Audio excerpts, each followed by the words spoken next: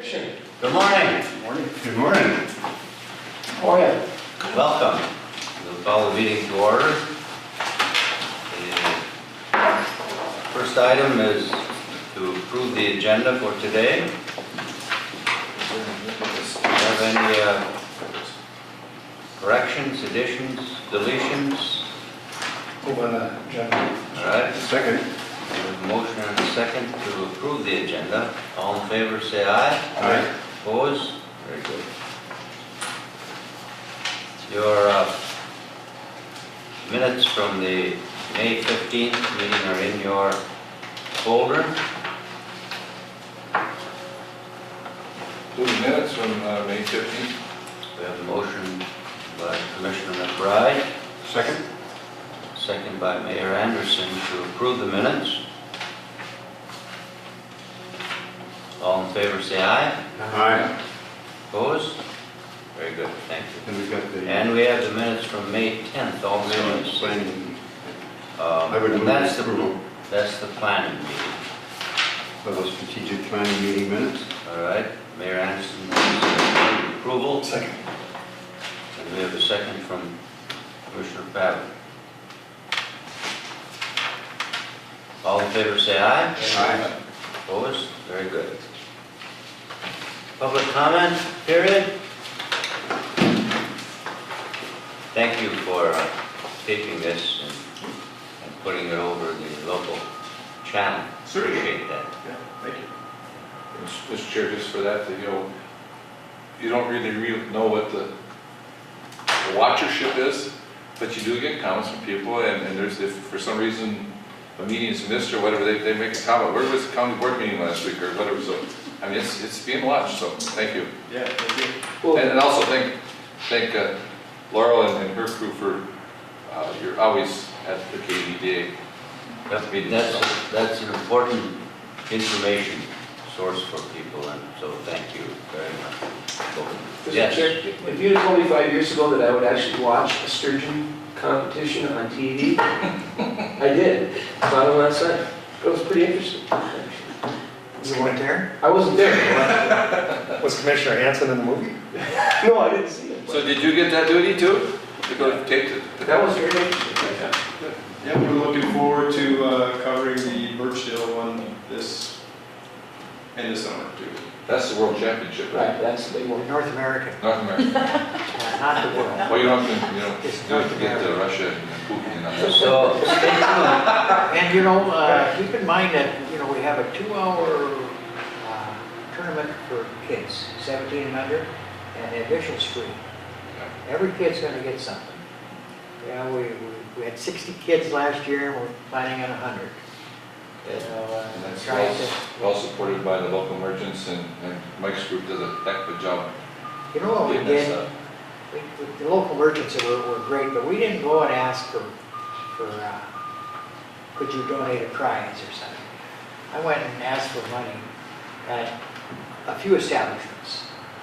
And then we took that money and went to everybody and paid and bought everything. Now, they gave us a few percent on, but we paid for it, so everybody comes out. The merchants get theirs, the kids get theirs, and it's a good time. And I think it's augmented the other tournament that follows an hour after this one closes. It's how it should be at the end of the rainbow. What's the date, Mike? I think the 19th of August. It's always the third Saturday. Brick Road, all the way down to First Step. And there was a rainbow at the one last year. Yeah, there was, that's right. So, we all look forward to that. Thank you for the update. Well, that's not the only update I have. Mr. Chair, but we'll chat about that as we go. All right, but keep us informed.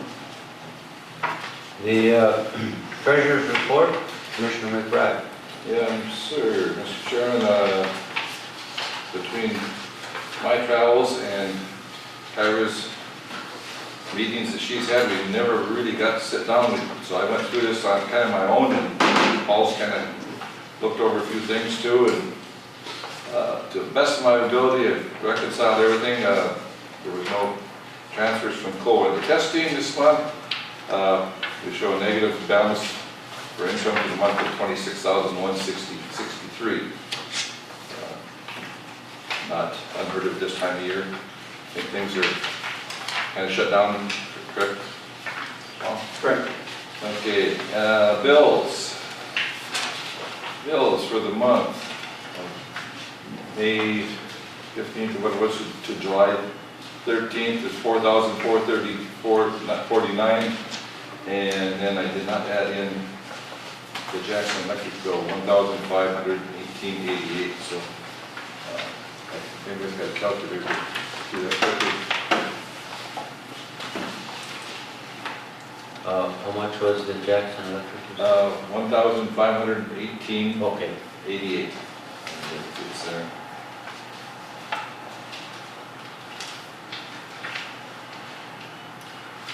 Any- 59,5337 is the total. 59,53.37. Correct. So I would move that total as bills unpaid to the board to pay from the table. That's from the cold weather. Cold weather testing, correct. We have a motion, we have a second. Second. We have a second. Any discussion, questions, clarifications from our treasurer? All in favor, say aye. Aye. Opposed? Very good. All right, okay, so KEDA, reconcile bills, financial statements, balance sheet. There was a transfer of $20,000 from the money market account to checking, and I did not get to actually question Kyra on that, but I imagine it's from cash flow. Correct. So that transfer was approved. We go to page 5, we have a net ordinary income of minus $1,647.28.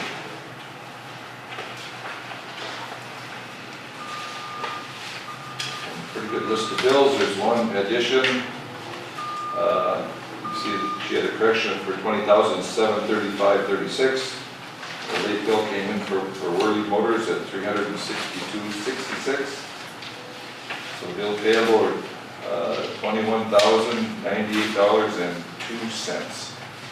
And I would put that forward in motion to pay the bill. We have a motion by Treasurer McBride, Second, second the motion. and a second by Mayor Anderson. Any questions? Please, Mr. Chairman, on page 9, Executive Director, help me again with the Iron Range Partnership, is it? Is one of the bills that's listed on page 9 there? Those are paid last month. Yeah. Just for exactly what that is, I'm not sure either. That was the, Is that dues or something? no, that's the event that you attended, correct? The Earth Fest? Earth Fest? Oh, Right, I think Okay. we did discuss that one last time, yeah. Thank you.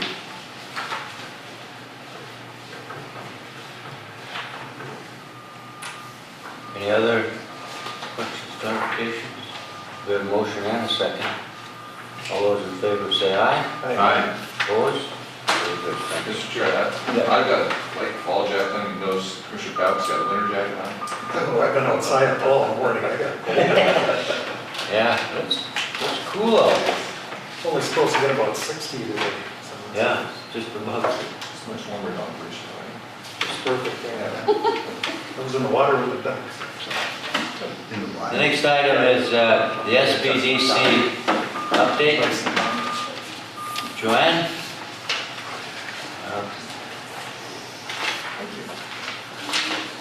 Thank you. Thank you. So far, this is the past few months that I've been here. I'm not going to go over all the details, but I'm just going to go over the big topics. 46 hours of client and prep meetings that I've had. And then about 95 hours so far of professional development hours. So I've been doing a lot of professional development things such as QuickBooks Online certification, that type of stuff, learning new things. I was planning on going to a basic economic development course in Duluth, but it was canceled due to the lack of attendance that they were going to have. And I believe Paul and Kyra have attended that in the past, so I was hoping to go to it, but hopefully next year we'll have better attendance for that. I'm going to continue to do junior achievement, which Jenny did. This past year we only got to do the elementary in the falls, so we are planning to do both the elementary and the high school for next year, and I would like to get Indus and Little Fork involved in doing the junior achievement programs as well. I'm also continuing to do Women's Business Network, group planning and organizing, presenting topics. We had a guest speaker last month. She's another consultant from another area talking about target markets. And that was very well received, and there was a good group of women that attended that. I'm planning to go to the Incredible Ely Conference in November, and I am planning to be a presenter at the Minnesota Loggers Education Conference next year in the spring. And then work on also economic development finance professional certification. So basically when clients come in, they can, I can tell them exactly what the lender is looking at, what different things is the lender looking for them, and how I can help them better be ready for actually going to the bank. And there's, the courses are in economic development finance, business credit analysis, real estate finance, and just the art of deal structuring. I would also like to offer QuickBooks and Microsoft Office application classes in this fall or spring, and I talked with the chamber about helping with that, and I know the chamber president has actually taught some Microsoft classes in the past, so I would like to team up with her and maybe offer some of those to the businesses and people in the area. So I'm hoping to shoot for this fall or in the spring. And if there's anything else that you see a need for, please let me know, and I'll be willing to add it to my things to do. Joanne, Yes. just in your areas of assistance there, Yes. are those mostly, are these kind of startup businesses? Are you helping people that are business already running that are having struggles or problems? Or? Yeah, right, well, I had 7 people that aren't in business yet come for business planning, so that's what a lot of the time was spent with them going over the business plan and what to do in order to either start their own business or purchase a business. Then my 6 other clients I had was, a lot of it is QuickBooks help. I just had somebody come in for transferring, from one legal entity to another legal entity. So different stuff like that. But a lot of it has been in the business planning so far. Paul been mean to you? No. Okay. I would just have one. Everybody's been very nice. That's good. Mr. Chairman, my only comment would be, you mentioned Little Fork and Indus, that if Dr. Jerry Struess were here, who's a former superintendent of the Indus North Home School District, I know he would put in and he's a former board member here, he would certainly tell you that North Home a lot of times is totally left out. Right. So if you can make an effort to do that outreach, I will. I would Yes, appreciate I'll it. add I'm the rural commissioner on the group, so I got to. Yeah, that. No, that's great. Thank you. I don't know, have you ever been down to the North Home School yet? Or? No. Yeah, they have a beautiful facility there. And that would be a great program for them to do, because I know that everybody that did it this year thought it was very well-planned program. It comes with kits, and the volunteer goes in with the kits and works with the teacher, and everybody said it was excellent. Great. So. And the other, Paul sits on the ARDC board with me, and so does Chairman Rasmussen. One of the programs we have there, although it's not out of ARDC, we jobbed it over to Northspan, is a revolving loan fund. And are you aware of that or something? No. Well, we list that as one of the resources that are available to us. But we have not had an opportunity to utilize it yet, but it's part of our list of assets or the programs that we use in the office. I was just saying, it might be a good idea for her to contact, Bob Holmquist. Bob Holmquist, and he oversees that program. It's just a huge benefit to startup businesses. I mean, we pick up third, fourth positions sometimes, and give enough boost to the lending institutions that they'll make the loan and get the programs going. That's worked well. It's worked really well, and it's worked throughout the region, and it's, in fact, I think it's almost capped out here, isn't it? Yep, they have, so they're looking for more, and they will, with more money. We have pay banks, of course, repayments, they fund, so that it's ongoing. Yeah, it's been self-sustaining, and it's done well. So anyway, just another one of those tools out there for you is your... It's a great loan program for businesses venture. Up to 250,000, so it's got a little bit more room than like Koochiching, for instance. Yes. And, yeah, got a great team of that sit on that approval board or that. Yeah. Without mentioning names, it has been utilized here in Koochiching County, but if you look at the broader program, we were commenting what we have funded is a lot of startup breweries in the North Shore area, so that have been successful. Bent outcomes. So I mean, yeah, it's been pretty innovative. Mr. Chair. Yes. If I could just add too that Joanne's been a real good compliment to the office, and is outlined here, and you can see that there's a lot more than that's part of her purview, part of her day. She's also on the Chamber Economic Development Group, which is good too, and that's part of it is part of the success of this program, and Joanne's just awareness about her services. So I would ask each of you as members, if you're out talking to groups or if you're talking to a business person that might be struggling with some area, that please refer those folks to the office.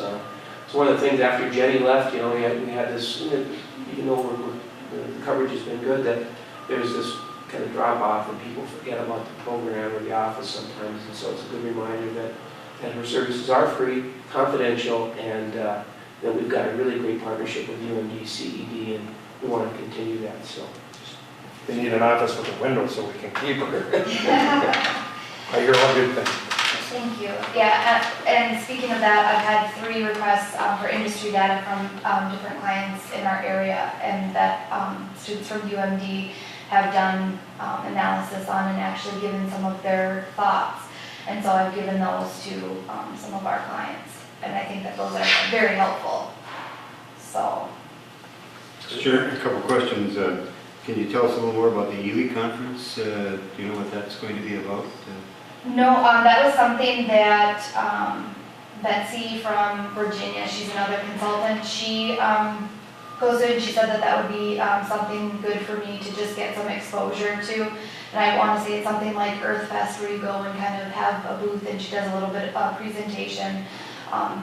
So I think it's basically about for businesses and people looking at starting a business or either that are growing their business in some way, and what are the services that are available to them. And then secondly, if I may, Mr. Chair, on the logger education, you're going to be a presenter there, which I think is very, very good. In order to have a strong forest products industry, we've got to have loggers. And so if there's anything that can be done to help folks either get into that business, I know that there's families that are struggling because folks just are not carrying on the business. And so I think it's certainly a key industry in our area here, and we've got to have a good logger base, or otherwise our businesses are going to struggle. It's a follow-up. That's a good point. There's a regional forest products group that meets on a regular basis, and Jenny was part of that. It was about succession planning for these logging groups, these families. That how do you transition a business, and how do you pay for it? And so this group actually is made up of business consultants, bankers, forest products people. Kurt Jacobson, is it from the DNR? Ken Ken Jacobson. And so I've been sitting in, And now Joanne is going to kind of transition, and I think her background with Boise too, and as a small business owner, just provides additional value there. So, but you're right, and one of the things they're talking about is education, getting people involved in it, utilization of wood that's out there, and that's one of the things that they went down to the four-state capital, is get more wood out there, county level, state level. You just hear that all the time. And the feds, And the that's, feds. that's where we've really fallen short. Yeah, especially is it the Superior, the Chippewas? but- Yeah. The Superior National Forest has been very light in putting up wood for sale. Chippewa has done much better. So, and there's a lot of wood out there. Just needs to be put up for sale. And they usually have certain topics. I went to the one this year with Betsy. She presented from Virginia, and I just kind of was there helping her and kind of observing how she did it and how they ran the conference. And so now this next year, then I will be presenting. So they pick different topics, but we compile the presentation and decide how we want to present it. And that's one thing that her and I discussed too, was how to get it across to the loggers that go there. Instead of just, okay, this is some information, I have to be here, sign my book, I'm here. How can we make it relevant to them and get through to them and help them in the needs that they have? Just getting back to that timber issue, and Bob and I certainly worked on this and had conversations, but the plant at Cook, with that to proceed, that's going to increase the competition for the available wood supply, which BCA is very concerned will drive costs up, which in all likelihood they would, without an expansion of timber supply. And that's where the Timber sales need to be made available. So it's something we watch very closely, and trying to get the feds into putting some wood on the market would really help. You know, we want to see expansions and development, but we don't want to jeopardize BCA's operation. And I always remember the meeting. First thing he said I need is an affordable timber supply. Never forget that. That at an airport. Yeah, full service airport for everybody, scheduled airline service, and a quality workforce. He said, right now, you know, we've got all three, I need to keep them. If I lose any one of those three, I can't operate. Well, and the governor has committed to having 1 million cords a year put up by the Minnesota Department of Natural Resources. But it certainly would be helpful, as you said, to have the Superior National Forest put up, the feds put up some wood. I know the counties, under Nathan Heibel, is doing a great job in putting up good sales, so that's all very helpful. It's like anything, even the logging industry, people think it's really low tech. Well, low tech relative to other things, but complexity, it's as complex now as it's ever been. And there's a lot of challenges from a business perspective, from a management perspective, and from a political perspective. There's a lot of forces at work out in the wood basket, and it's tricky out there. Small loggers are disappearing. I mean, look when we all started, how many small logging operations there were. That's changing. Capital investment is so Capital huge intensive, yeah. to be competitive now. Yeah. Now, you can call it low tech, but there's a lot of money tied up in equipment by, Machinery, yeah, by loggers. And Mr. Chair, I think it's only fair to mention that where I live resides the National Water here. Oh, yeah? Yeah. That's right. We've traveled across the United States, and on the 4th of July, we're going to pat him on the back a little bit. And that's a big deal. You know, just 2 years ago, Burchell had one of the National Teachers of the Year. So, considering how small we are, that rainbow just gives you energy, you know. Who is the national logger? Asperger Log. Okay. Yeah, he was honored also down at, Last year, yeah, in Duluth. yes, for the Labovitz Award. Isn't he president of the Contract Loggers Association? He might be timber producers. Timber producers. Yeah, questions? I'm sorry. I've had more than one neighbor be president of the timber producers, so, you know, they're politically active, and It's a big deal. They employ a lot of people. That's great, yeah. No, it's a big part of it, well, it's a huge part of our economy. I think So, huge part of, if we don't have that, we don't have a community. No. And it's, Well, Mr. Chair, I think Joanne's off to a great start here. I think that, thank you for a very good report, a lot of activity going on. Hopefully, we have a good summer. It seems as though the community is busier. To me as mayor, it just seems like there's a lot more activity in the community. I was out on Saturday at a couple of events, and just a lot of folks from out of town here. Hotels and motels are doing well, so restaurants, you can just tell from the traffic. it's summertime, yeah. Yeah, People complaining. I know. It takes me longer to get out of my neighborhood onto Highway 11. You know, I used to just go up, maybe a car would go by, but now there's several, so I have to wait. Traffic. Thank you very much. Thank you. Thank you. Are you enjoying it? Yes, Are you? yes, thank you very much. Good. The next item is the director's report, Mr. Neville. Thank you, Mr. Chair. A couple items I want to touch on, some of these are ongoing, but the data center project, Granite Digital, Joe Marchand and his group, the county board recently adopted a business subsidy policy for this project, and actually for projects moving forward. That's part of the state process when you provide incentives to tax abatement. The city will be developing a policy as well. Yes. As part of that, because they will be providing that. Joe Marchand was recently invited out to Las Vegas by Hewlett Packard and had tremendous experience out there. He continues to meet people and give voice to this location and credibility. And he also had two representatives on the ground here last week. Had a chance to visit with them at Thunderbird Lodge. One was an HP employee, the other one was a vendor, and spoke very highly of Joe and the work he's doing. So he's doing all the right things, and now it's you know, you got to nail on the financing. And the other part of that, from a county perspective, we found out as they work through the process that the counties, when they relinquish property, it must be on a bid proposal. They have to publicly go out for bids. And I think there was some discussion even early on that was maybe a possible route to go, but it's by statute that they must do that. So they will go through that process, and hope is that then Joe's group will get clear title and then they can continue on with financing. But they continue to have communication with finance folks. So the So way around that's doing trades, land trades, we've done that in the past.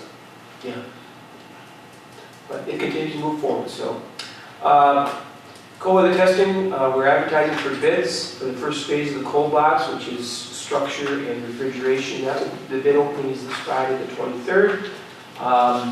Continue to talk with JLR. They are right now in the midst of a very lengthy lease conversation with Toyota about they're getting pushed off of from Ford Motor Company, their current location out in Arizona, so they're relocating to use Toyota's facility, and that's kind of consumed a lot of their time. But they know that we need a 5-year extension on our lease, and they are committed to it.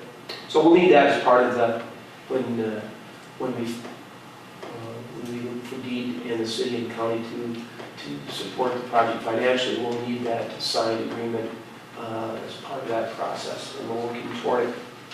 We're also, it never slows down out there. We continue to work on other projects at the test facility in preparation for next season. In follow-up to the last meeting on the FTZ site, you know, you brought up about utilities and, you know, is it time to look at possibly dusting that off, and what would it take to bring utilities to the site in anticipation or as part of a conversation around shovel ready? So I did reach out to Dave Serrano, who has done an extensive amount of work out there, both with the wetlands and survey work, and he worked with an engineering firm in the past about getting some estimates on bringing the utilities into the middle of the property. Right now, all the utilities are at the edge of the property. So he's going back and revisiting that and updating those cost estimates around that.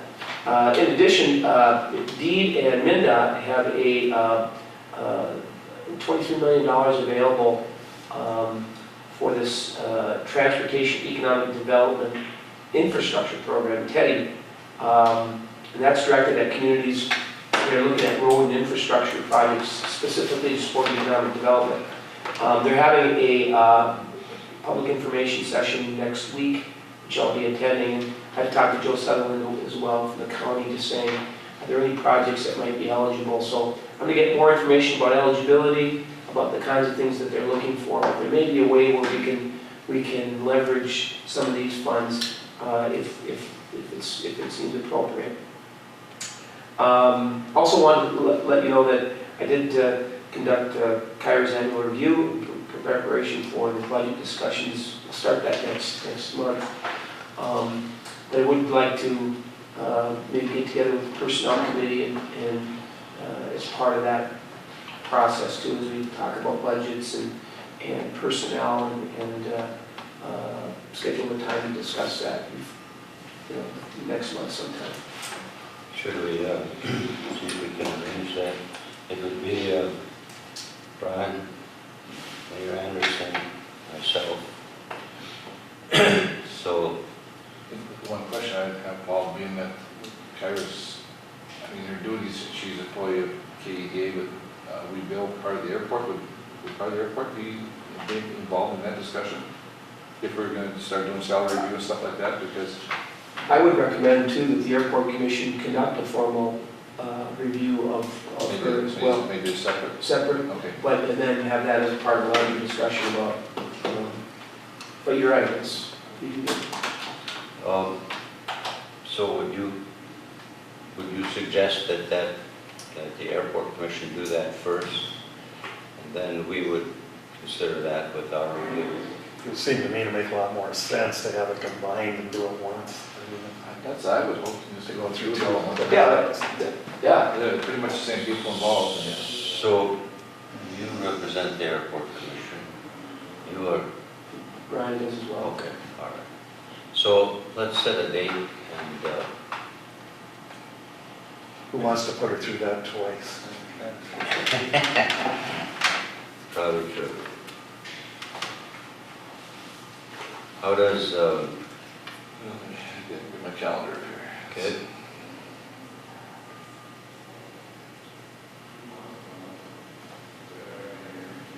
Start throwing.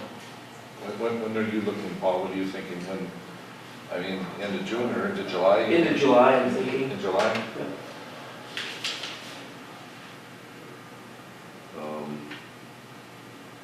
let's look at July 10th.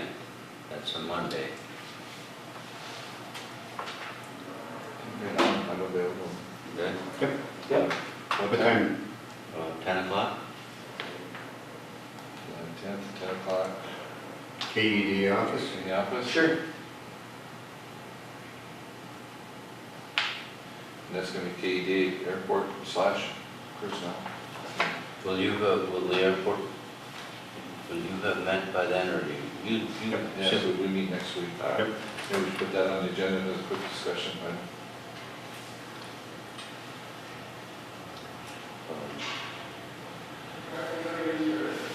All right? Very good. Continue. And I just, again, want to publicly, Kyra's just done a tremendous job balancing all of the things that she's involved with as part of KEDA, and really, bringing value to the whole, I mean, putting this all under one roof and one office really helps, but she's just done a great job, so. Publicly doing that. A couple other miscellaneous items. I just had a chance to tour the Port of Duluth and Clear Terminal. They've spent a tremendous amount of money, federal and state money on updating some of the facilities, the pier, the clear pier, and this intermodal facility is part of their operation there. They've got 3 Class 1 railroads coming into the port, BNSF, CP, and CN, and they actually got CN to come along and as reported earlier, that this intermodal facility. So there's a lot going on there, but again, the relay, she said, Kate Ferguson was my tour guide, and she said, we've spent literally years trying to put this together, and that's how long some of this takes. And they've got a lot of basic activity going on anyway. They've got a lot of vendors there, a lot of commerce. A lot of people don't, when they drive through Duluth, they don't just realize all the things that are happening at that port. It's a very busy place. But even with that, it still took a lot of time to put some of these business pieces together. So it was fairly simple, I mean, in terms of layout, but it was it's going to lead to additional business. So it was impressive. Our district engineer, was planning on remodeling that entire intermodal area. Very expensive project. What do they call that? I think I have a nickname for it, I can't remember. It's like a big mess, I can't remember the exact term. The what? That big mess. The highway. The highway. Yeah. Where are you going to? Kenilworth. Cider. I call it spaghetti western. Yeah, that's what it is, it's spaghetti energy. That is, The there's downside. more accents in that little exchange there that, The downside is it's going to cut into our funding during that period because we're going to have to focus a lot of money into that area. But I brought it to ARDC, and ARDC did give a voice of approval because we're part of the region too. But getting to those ships, that's one of the big drawbacks right now. I mean, you can't getting out of those port areas. It's a real problem for some of these heavily loaded trucks to even get out of there. So. One of the things that she talked about, that there's a constant push-pull challenge there too, is this mixing of commerce with tourism, especially in that Canal Park, as you go into Pier B and beyond. I mean, there's a cement plant, or a salt plant and a cement plant right next to it. And so she said, this is a working port, and we've got to balance that tourism versus, the industry there. And not some of that's not pretty. I mean, it's, it's, so. Just one other thing before you leave that, if I could, Mr. Chair. Kevin Susi is our representative now with CN, and he told me any time we want him up here, he'd make a way to do it.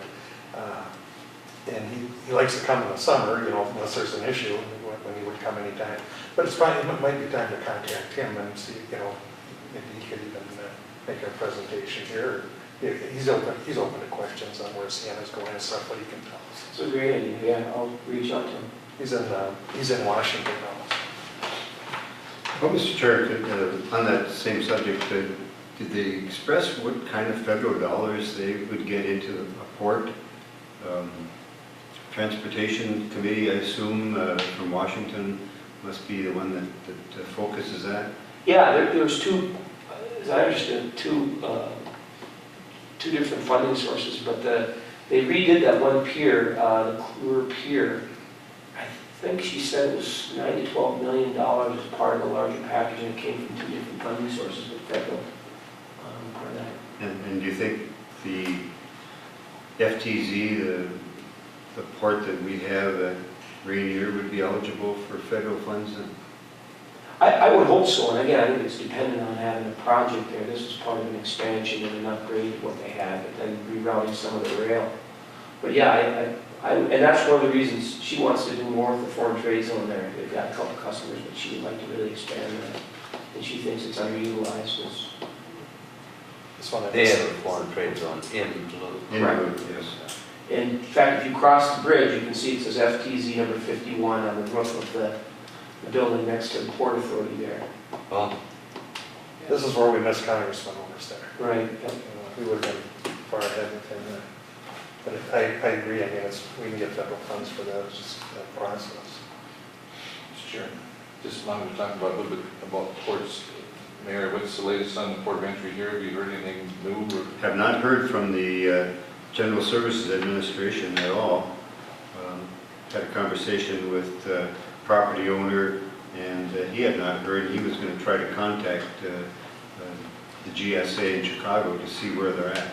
So I'm not sure if the focus is on the southern border now or where it's gone, but something has changed.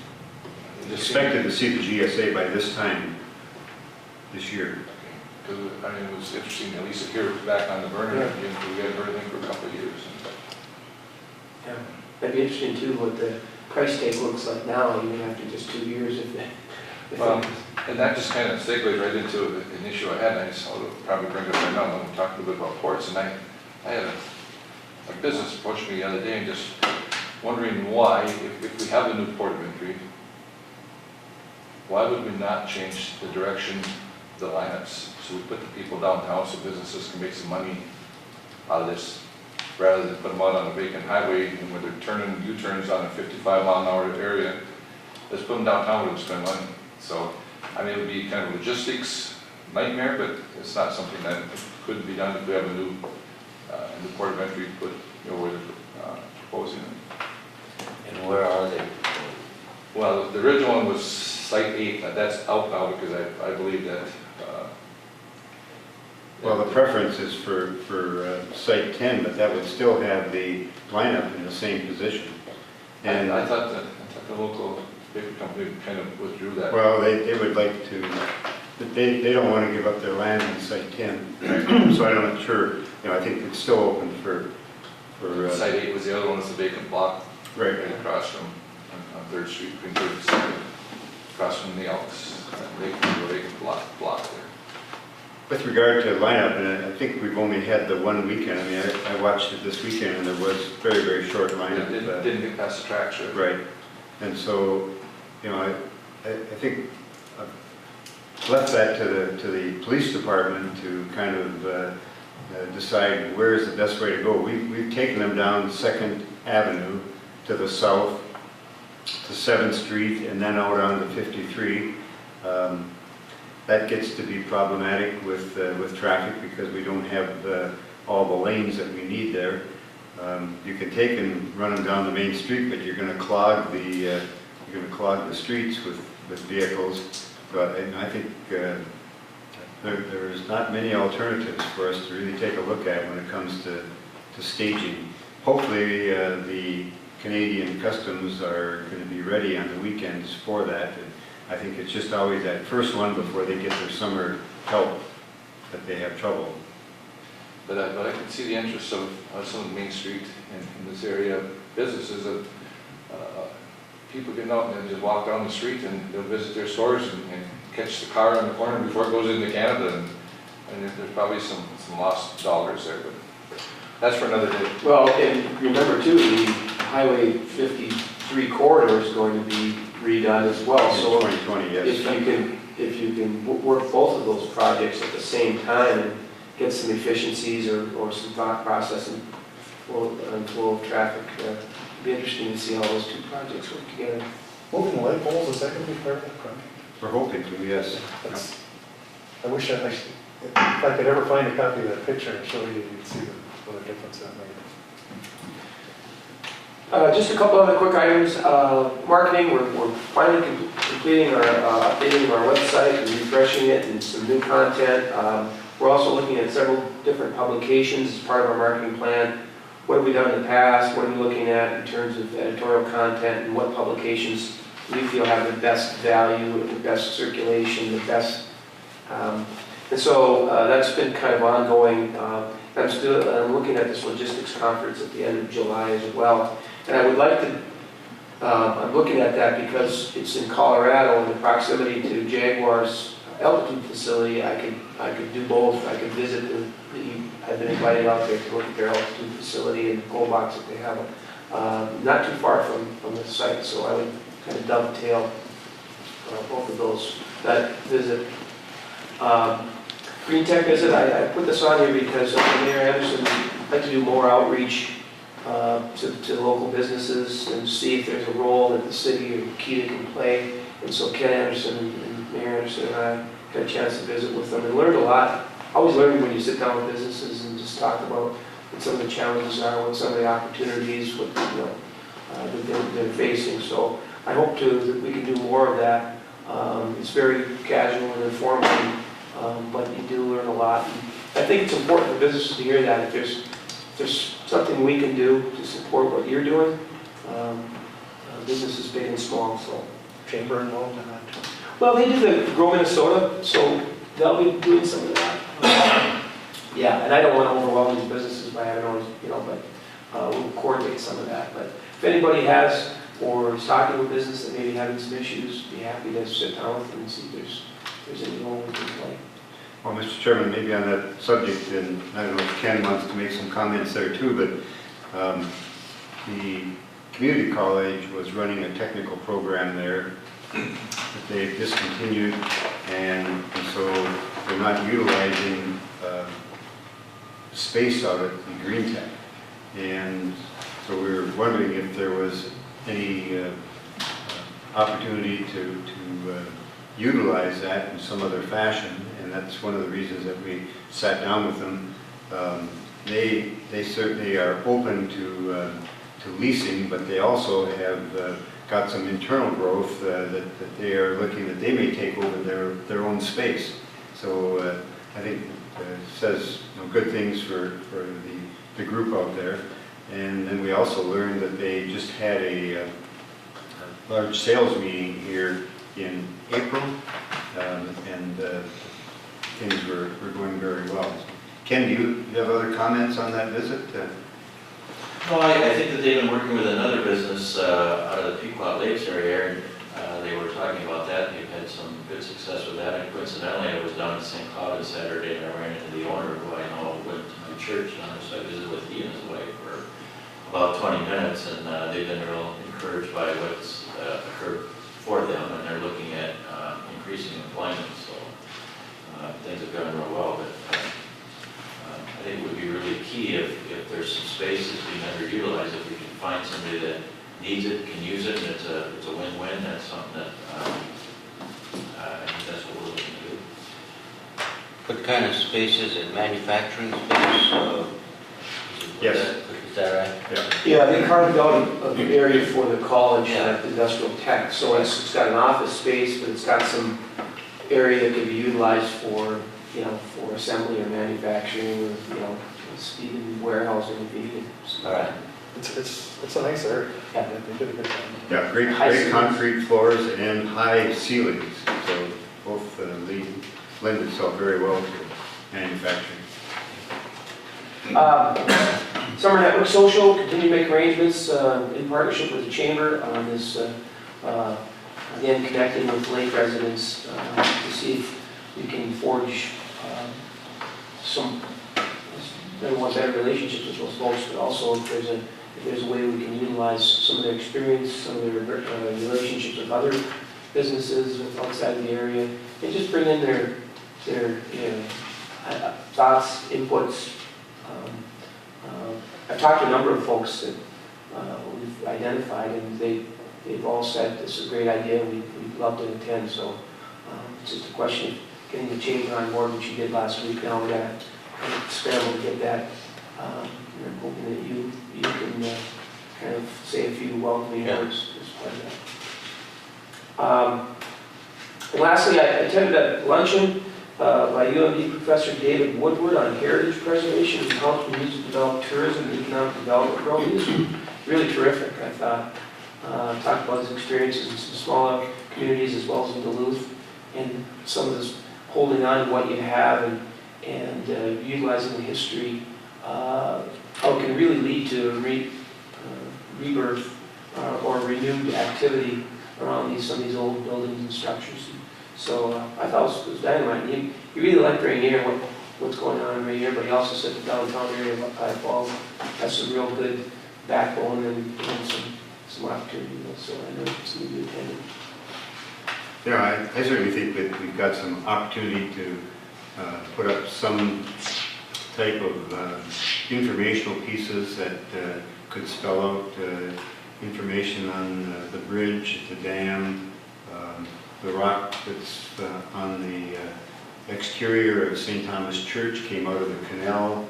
I think there's just a load of stories out there. The depot,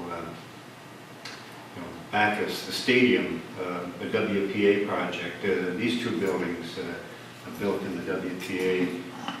So I think that there's a great deal of historical information that could be put out that folks would find interesting. And I guess I need to talk to Joe Sutherland, but he's been working on some along the bicycle route. And he's got the I don't know what you call the little Kiosk. stands, the kiosk stand there, Information. but I don't think the information has been I've put in been there. asking numerous times what those are for. So hopefully there's information on them sooner or later. Well, and I think, they used to be the second largest sawmill in the state of Minnesota was located right there, and I know he's got one for that. Yep. There's just a number About of. 3 of them along Right. Used to be a streetcar that went from International Falls to Rayner. If you've been on the Voyagers Information Center at the lake, on that trail that they have similar kiosks where they talk about various historical pieces of the Voyagers and the whole. And I think it'll be very similar. They even look similar in design. So. Well, that's interesting, Mr. Mayor, what you're saying, what's the most photographed piece in International Falls? Smoky Bear. Yes. And that was built in 1954, was it? 50, yep, I think the fall of 53 and 54. U.S. Forest Service or State of Minnesota? Keep Minnesota Green was the organization. Okay, anything else? That's all I have, other than this week, Rainy River Community College is interviewing for a provost and have a new leader at the college, and I believe they have a public They have an open forum. open forum. Thank you. 2 candidates? Okay. They have 2 candidates present. The open forum is on Thursday, this coming Thursday. It begins at 8. I don't have the exact schedule, but it has the public, I think the first candidate is at 8 o'clock, and then the second one is 1 o'clock. 1 o'clock. And I think the public forums are immediately, or maybe not quite. Bob, you have, I don't have the schedule. okay, but I know that there is one. well, you're doing. Right, I'm going to take the 2 candidates on a tour of the Yeah. community, yes. So anyhow, it would be good for these people to get involved. And Commissioner Matlock, that'll be at District 1 AMC on Thursday. We'll not be in town. okay. But anyhow, it's for people to be involved in the process and meet the candidates. And they'll have a question-answer period. So yes. How long has it been since Rainy River's had a full-time provost? Since, what was his name, Ken? No, Uyghur, and then Wayne Merrill. Wayne Merrill. That was the last one. 2007, Yeah. 2008, probably. Yeah, because Mike Johnson was here a while, and we had a series of part-time. Elena Favela was interim. No, well, she was the dean of students. Dean of students. Yeah. Who's that Rasmussen guy way back when? Can hardly remember him. All right, thank you, Paul. I'd like to make a couple more comments on the director's report. Going back to the foreign trade zone, indications are that the number of trains are going to increase through Rainier because of the investment that the Canadian government has made in the port of Prince Rupert. And so I think, CN is going to continue to play a large role, and maybe even a larger role in our area here. Likewise, I think, we've experienced some, not in my backyard, with regard to industrial development, and so I think that having that site, that foreign trade zone site along the rail, just makes good sense for us to possibly invest some money, and especially if we're eligible for some grants to go with it. So. Okay, and I agree, and that's why we was talking with this Kate Ferguson down in Duluth. 9 years, I believe, they've been working on this for a number of years. And even with all that they've got, it took that long for something to come as a result of it. So I think it's something that you have to, it's a long-term strategy, but you're right, I think you have to invest some money over time if, or you can where it makes sense, if you're gonna be, and that's why bringing in Susie, a lot of that, of course, they don't want to publicly address, but to let them know that, if there's something we can do, a role we can play at that location to help them with alleviate some of their concerns or some of their growing problems. Well, there's something because of the half-mile stretch of 11 East that was not done in the last couple of years. It's scheduled in 2018, that area near Rainier. That overpass is going to be expanded to allow a third spur or a third line underneath it. So, there has been some requests from CN to allow that to happen. So it's going to be quite a big construction project next summer. Uh-huh. And I know the county and Joe Sutherland, even with that, some of the quiet zone and that indicator, that's really nice to know that the crossing in Rainier is active and you can go over and use that. The real blessing for Rainier is that road that we put in. Yes, Yeah. amen. It's, Yeah, have there beautifully done. more comments on that? The school buses use it, it was the right thing to do. And Ron Peterson, bless his heart, did his chapel there, it looks really nice. Did a great job. Yeah. Further comments? I was just gonna say, the thing with, especially federal funding, even state, but federal especially, it's a lot easier to look for money if you got a project. They're not too excited about funding us for maybe a little town type of construction, so just FYI. Doesn't mean we can't do it though, or look at it. Okay, city, county updates, we've had some as we've kind of gone along here. Mr. Chair, thank you. On behalf of the city, I should have mentioned earlier, Councilor Droba was not able to get away from work this morning, and so he was not able to attend the meeting. Back to the Granite Digital, and the county put together a great business subsidy policy. The city will be looking to do that as well as we work towards consideration of a tax abatement for such a operation, and zoning for the area that they are looking to have that construction in. We just mentioned, I don't know how many saw it, but there was a piece that was put out about by U.S. Bank. They made an announcement that they're going to be spending $250 million on a data center in Chaska, Minnesota, and just another one of these facilities that they talked about here. That one will employ 18 full-time workers for the $250 million they'll have invested there. So There's Please. a tax abatement as part of that. tax abatement is part of that plan there also, yes. Further, just would say that, again, repeating myself, that the community is very busy. I did have a conversation with Airport Manager Anderson, and the traffic is up considerably at the airport, both passenger and private, so things are going well there. So the economy is humming. Very good. 4th of July, you have a... Yes, yeah, 4th of July celebration will be upon us, so anyone that wants a poster for the celebration, we've got lots of them available. Very good. It's always, that's always a busy time and a great time. You guys should go first. So, all right, county updates? For Commissioner Hanson, for a minute.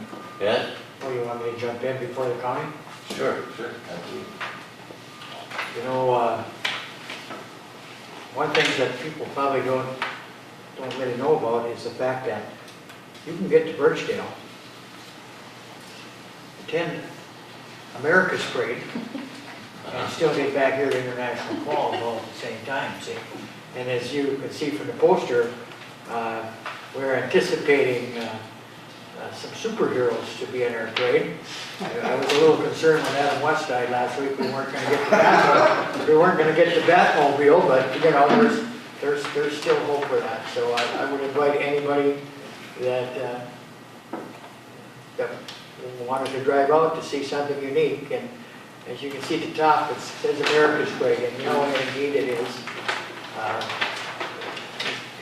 Afterwards, it's followed by the world's greatest potluck. So if somebody did want to come from the falls and didn't want to come back here, they can always join us for a feast. It's not just a banquet, it's a feast. The only other couple things I wanted to touch on, Mr. Chair, is the next meeting. And I also would like to mention the Daily Journal. You mentioned it earlier, Commissioner. They bend over backwards for these little communities, and I'm really appreciative. It's amazing how much face time they give us, and without them, we wouldn't be able to do what we do. So that's a really a great thing. And I also want to put out an invitation to for one of our next meetings, in either July or August, for this board to come out and join us. And what I would like to see happen is, you know, Minnesota Power and their new power line is fairly prominent in the Birchdale area. And I don't know if a person really can get and grasp what kind of impact 89 miles of this line is. So if indeed we could arrange for a meeting, our monthly meeting there, I'd like to see you folks come dressed to take a look at it. It would entail probably walking about 2 blocks. And I guarantee that either in July or August, there's no bugs there.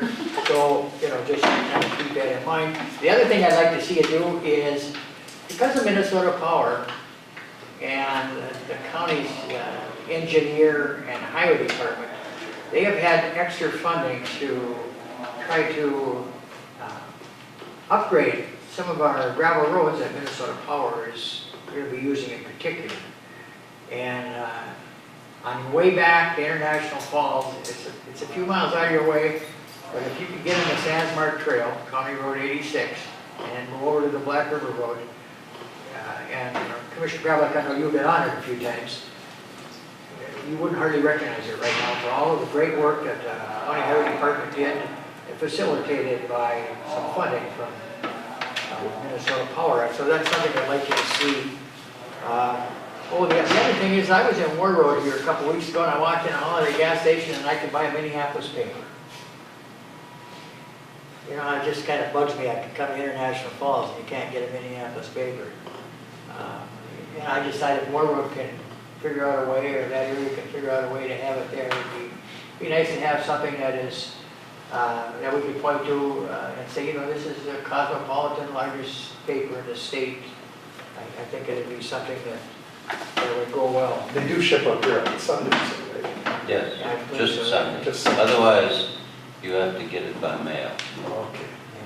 And then lastly, when you do come to Birchdale, we'd certainly like to make sure you don't leave hungry. We have a little Broadwurst picnic and that sort of thing while we're there. And I know that just driving out on Highway 11 is a pleasure in itself. So I don't know what I'm forgetting, Mr. Chair, but You've covered yeah, several areas. I agree with you. That's true. And in fact, maybe the folks at Jaguar should know that they could go to both parades. I know they're going to be in the 4th of July parade. We still haven't finalized that. I'm hoping to get them in. Yeah, that would be great to have them both. And you know, my understanding is that there's going to be some unique floats this year, and there's some challenges among families that want to vie to be a champion. Yeah, it's a big thing, you know, where we live. Yeah. Yeah. Commissioner, if you have this parade, that sounds like the world's greatest parade, how do you control the highway traffic? Oh, we let them join us. They become part of the parade? No. They don't know it at the time until. Most of them are very enthusiastic. Yeah. Part of the fun. And Mr. Chair, Yes. maybe August would work better, Commissioner? Oh, I whatever. think the bugs would be less in August. Right now, dew flies are a little tough. I've noticed that. July is busy also, so August probably would be. Well, that's why I'm putting my hat in the ring now, because I guarantee you, when August comes, you're gonna say the same thing. August is pretty busy. Yes. All right, thank you. County updates? Just a couple of things, and then whatever Commissioner Pavlik would have, but I noticed in the packet, we had the request from KEDA to the county for that tax forfeit property. I had a call from a neighbor business, and he's very much supportive of the whole issue of the expansion of that business park, but he's wishing and hoping that we leave a buffer to his business. And I told him I would support that 100%. I think it's important that they still get to keep their back quiet, and I'll talk to you about it, Paul. No, Or Nathan. I agree too, and I think historically we've done that, and given the fact that it's zoned M1, which gives a wide range of uses, I think that makes a lot of sense. I mean, I think we need to do this before any construction or anything removal would start, so at least it's there. And I'll talk about it later. Just so we give the residents the same. Absolutely. I don't know if anybody's been up on 11 East, but if you notice County Road 96 is going to be under construction. Years ago, Commissioner Pavlik, and well, I don't know, before you were there, I guess your predecessor, Donnie Sandbeck and that group, they signed an agreement with the Park Service that County Road 96 from 11 East up to the Park Visitor Center, the county would do minor maintenance and snow plowing. Any major road repairs would be handled by the U.S. Government and Park Service. So that road is going to be completely resurfaced this summer in the next few weeks. And the Park Service is taking care of that. So very good for all of us. And let's see what else. I think Commissioner Pavlik and I will be attending the District 1 meeting in Cloquet this week. So we'll hear what's going on around the region with the other counties. That's all I have. If I could dovetail on that, we drove in there yesterday to look at that, and they've spent a lot of money on notification and barriers as part of that resurface. If you notice, you drive in there, almost the full 2 length, it's covered with black tarp on both sides. Both sides. And I asked, what's his name, Carlson? Oh, Bill Carlson. yeah. Bill Carlson. And they don't want any tailings or any dust or anything from any rainfall running off into the woods. So that's contained everything while they're doing construction. So they're very, very cognizant of keeping it clean and neat. So. As well, I noticed, even with the weather being, not great, that parking lot was full. There was overflow parking lot, boats and trailers that was full, and people were parked on the road yesterday. I don't know how they're going to handle that resurface because it's going to be the parking lot too. So Yeah. that would be interesting. Dove Island, full. Yep. Those boat landings are really busy. And yeah, that's going to be a challenge in managing during the construction. There's been real presence of Port Protection and Coast Guard on the lake, so we're also getting that coverage. You see the boat they bought? Yeah. Any further county updates? County, we've got a lot going on. We're gonna have another big construction year on roads this year. We had a meeting on the wastewater project at View. When did we have that? 2 days ago? Wednesday. And I think, Brian and I get feedback, of course, and I think people are ready to go. If we can keep that cost, where we're projecting, it's a big help that we receive from our state and representatives, and of course, we finally got that federal funding through the Army Corps. Tom Rukavina was very crucial in that. He came down and he testified. I appreciate that.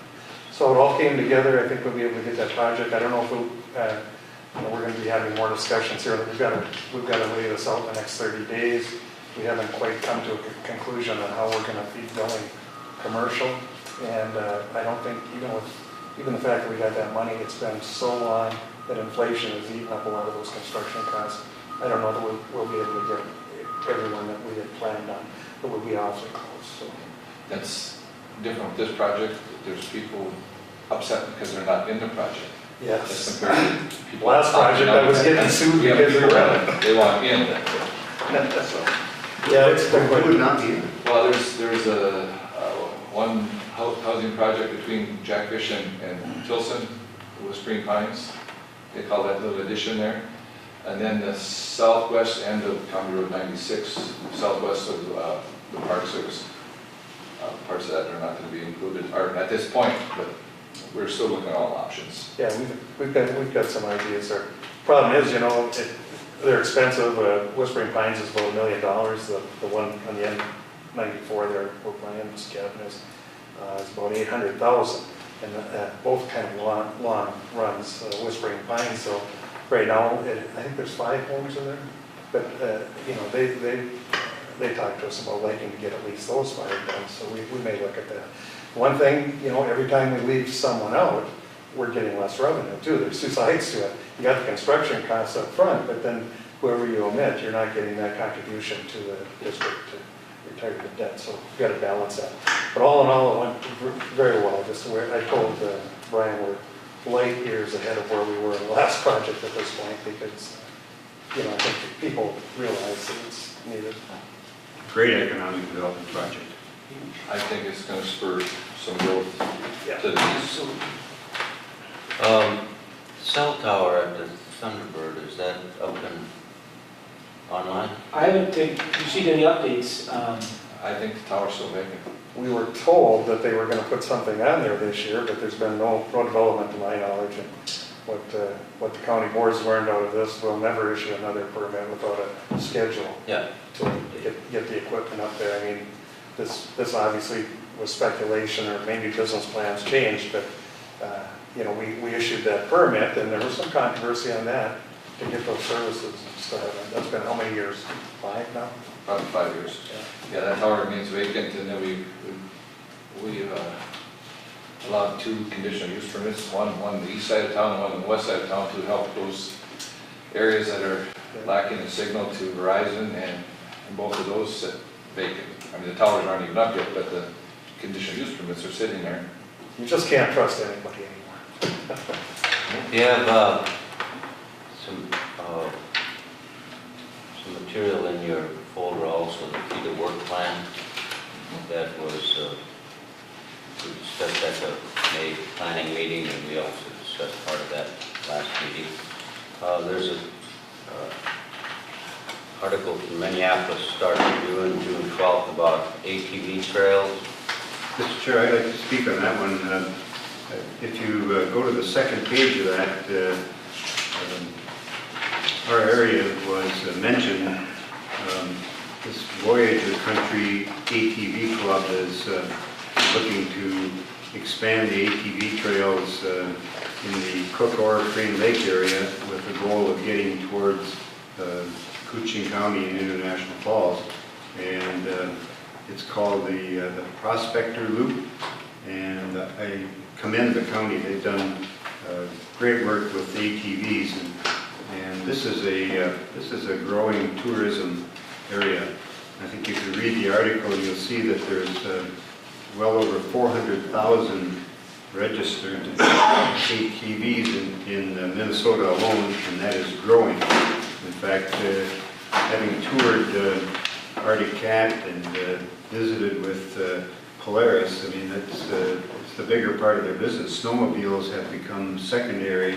ATVs have become the primary business for these 2 manufacturers. So I would like to move that we would send a letter of support to the Voyager Country Club on their efforts to extend their trails to Koochiching County and International Falls. Okay. Any other comments? Motion. I would second that, Mr. Chair. Okay, we have now any other comments? Well, just as a similar subject or point, that ARDC is the element you are, that we're in the process of trying to get a total connection for a bike trail all the way from Minneapolis to the very end of the top of the North Shore there, Grand Marais. and well on the way, that North Shore Trail, we've been working on that for years and years. But having said that, once that comes to fruition and completion, in my view, the next step is the other direction, because we're going to be into the Duluth area already in Columbia International Port. And this is a big thing. A lot of these people like to go on these extensive biking trips. Yeah, They're healthier than Mike and I currently. biking has become a big industry. Well, Ken, you could certainly speak to the Paul Bunyan Trail and the use of that in the community that you were in previously.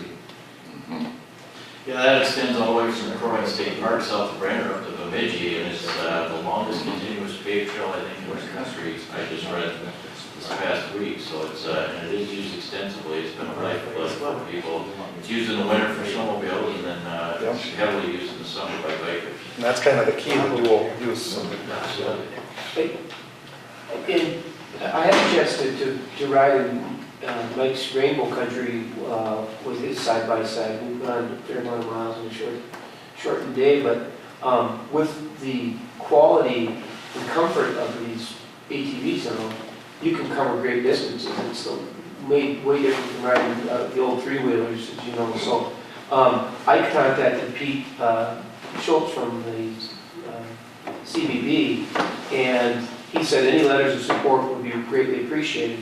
And what I suggested to Pete, and he's going to be meeting with this group, is that they should have like a governor's fishing open. They should have an ATV ride every year, in the fall of the year possibly, and have different segments so that you can showcase these different areas and the investment that's occurring. So he's going to bring that to them, but he said any letters of support would be greatly appreciated. So. I would just add this, you know, when you look at some of these projects, like getting a trail like that up in National Falls, at first glance, you think it's impossible, but I recall when Highway 53 came up and Bob and I went to that meeting many years ago in Chuck Lepper,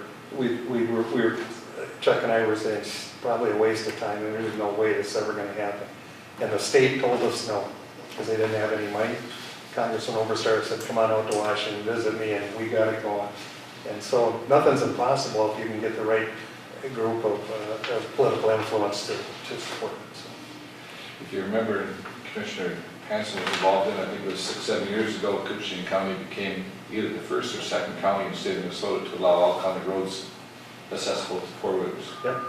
I don't know if we were first or Commissioner. No, Roseau County was Yeah, first. Roseau beat us. But you can actually ride from my house to the other end of the county right now and not ever have to ride on any kind of state road that is closed to ATVs.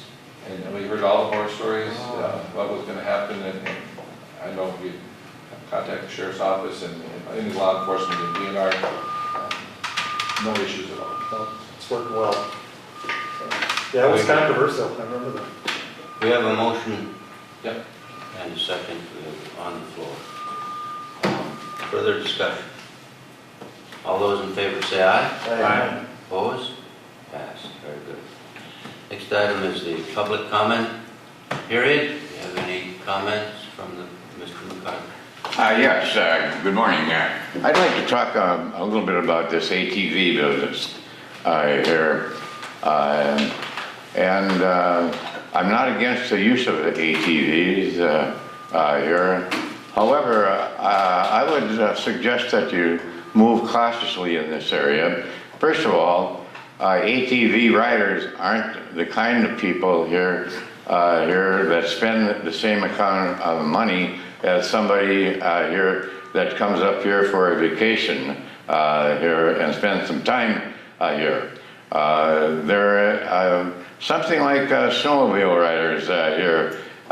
They do spend money here, all right, but with respect to the ATVs, one thing that I've noticed here is they're terribly difficult people or machines as far as respect of the environment. And well, you say I'm a businessman and all that kind of thing here.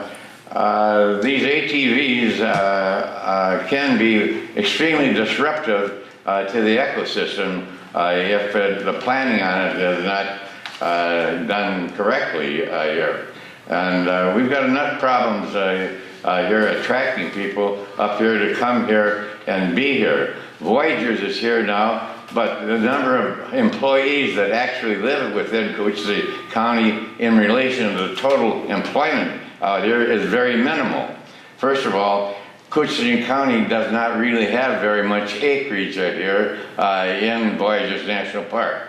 So what I'm more interested in is Koochiching economic development is what the words say here. Koochiching County. It doesn't say Koochiching County and St. Louis County or Itasca County.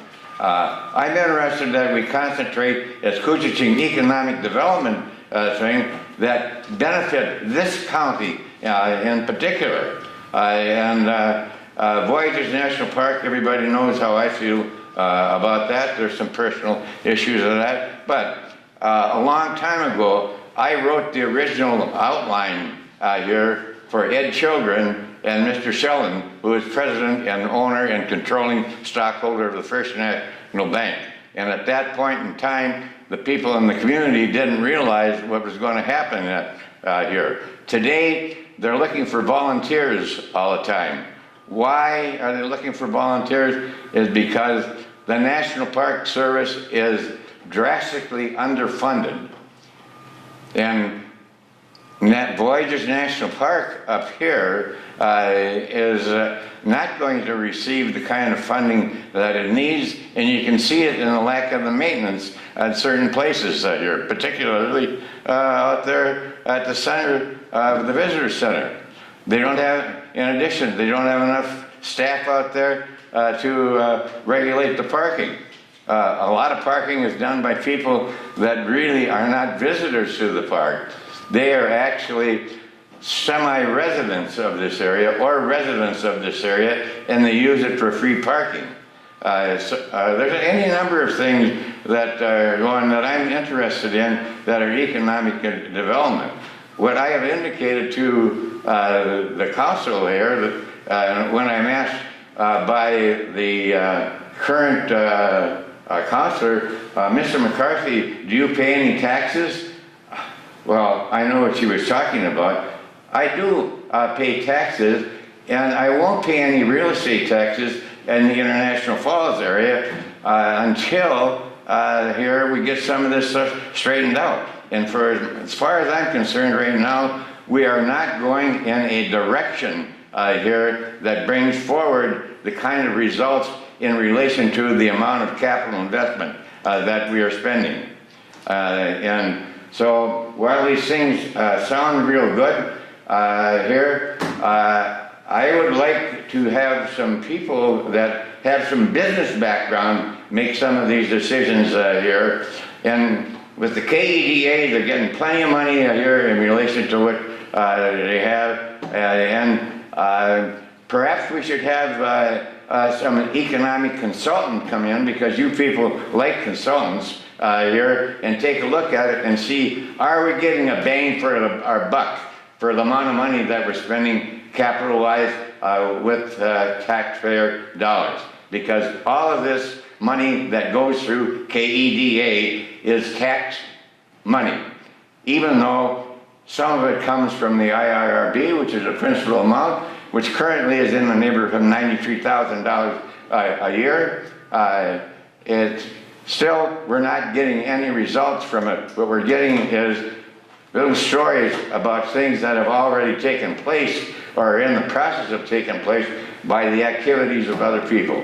Thank you very much. Thank you. The next item is the, yes? I have a quick comment. I usually Yeah. try and keep my mouth shut at these things, No, no. but I just want to speak in favor of what Commissioner Pavlik was talking about in regard to the bike trails. 2 years ago, my wife and I biked the entire length of the Masaba Trail. We're planning on doing the Paul Bunyan, and there is a huge pedal biking subculture.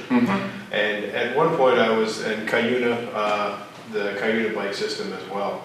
And so I just want to speak in favor of that, because, you know, at one point I was like, you know, people buy all the clothes and that type of stuff, and I said, I'll never do that.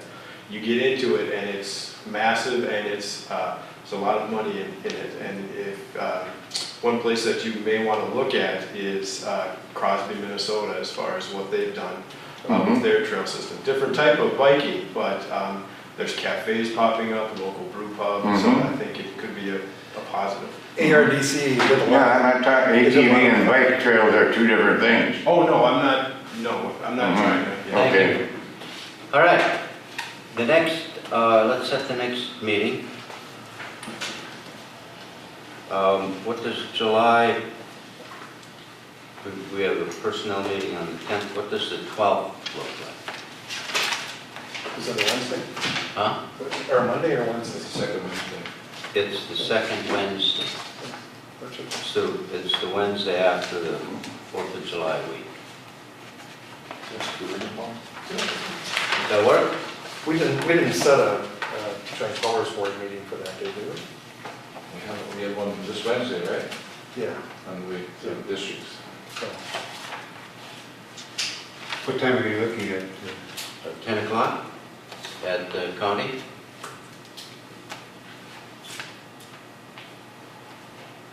Very good.